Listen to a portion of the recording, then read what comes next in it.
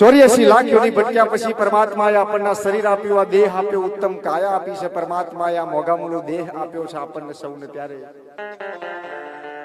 એ દેહનું જતન કરી ભગવાનનું ભજન કરી જેમ 33 કરોડ સંતો તર્યા છે એ પ્રમાણે કંઈક ને કંઈક જોઈન્ટ થઈ અને ભવસાગર પાર થવાનો જે છેલ્લું પ્લેટફોર્મ છે એમાં જોઈનિંગ લઈ લેજો.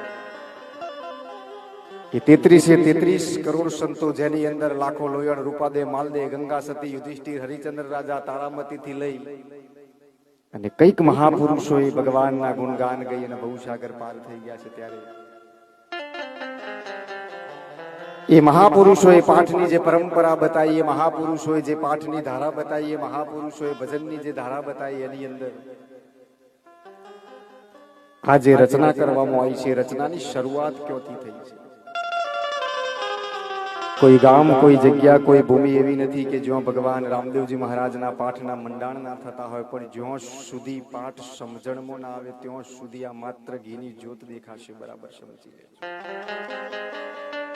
કોઈ સંત મહાપુરુષના ચરણમાં બેસ્યા પછી જો આપણને આ પાઠની પરંપરા સમજાઈ જાય, પાઠની પરંપરાના સંવાદ સમજાઈ જાય, તો આ અહીંયા જે રચના કરી છે રચનાની મૂળ વાત સમજાય બાપ. એટલે ટૂંકમાં ભજનનો આનંદ છે પણ ટૂંકમાં વાત કરીશું.